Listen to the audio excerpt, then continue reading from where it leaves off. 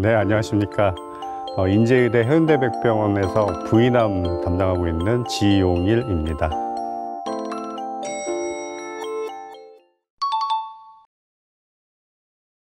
부인과적인 문제가 발생하는 게 월경통이라든지 월경량의 변화가 이제 제일 먼저 나타나는데요. 평상시 본인의 상태보다 변화가 왔다. 그럼 한번 체크를 해 보셔야 됩니다. 이제 그 에피소드가 뭐 1년에 한 번 정도 있었다, 없었다. 그건 있을 수 있는 일이지만 그게 반복적으로 온다든지 아니면 지속된다든지 그러면 검진을 해서 한번 찾아봐야겠죠.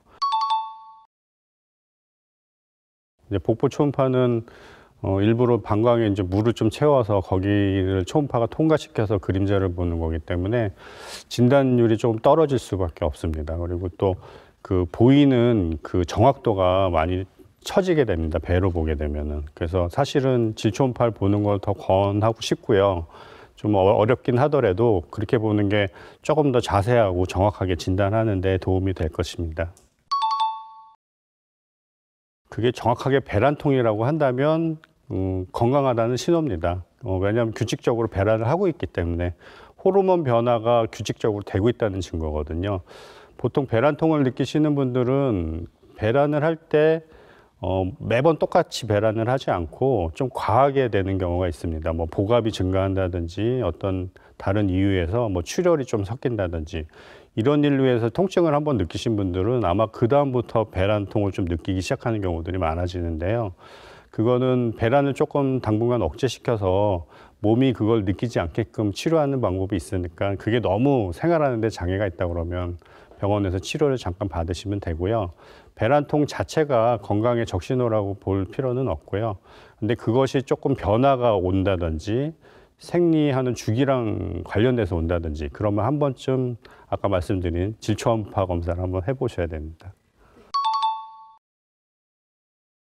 달맞이 종자유는 사실은 뭐 오메가6라고 해서 뭐 감마리놀릭산을 말하는 건데요. 보통 혈액순환제 개념으로 많이 쓰는 거고 요새 뭐 홍삼이라든지 석류, 백수호 이런 얘기들 많이 하시는데 그게 이제 갱년기 증세를 완화시켜 주는 데는 많이 도움이 됩니다. 하지만 호르몬 때문에 생길 수 있던 어떤 혹 같은 경우 본인이 기질적으로 그건 질환이 있으신 분들은 그게 촉발이 되거나 아니면은 악화시킬 수 있는 여지가 있습니다. 그렇기 때문에 특별하게 검진 없이 자기의 그 위험성을 모르고 너무 과하게 드시는 거를 뭐 많이 권하고 있지는 않고 있습니다. 주말에 충분히 휴식을 취합니다. 왜냐하면 주중에 환자분을 보는데 열심히 뛰어야 되기 때문에 그게 다름 아닌 또 건강의 비결인 것 같기도 같습니다. 저는 과한 것보다는 조금 덜한 게 좋다는 생각에서 비타민제 말고는 특별히 챙겨 먹는 건 없습니다.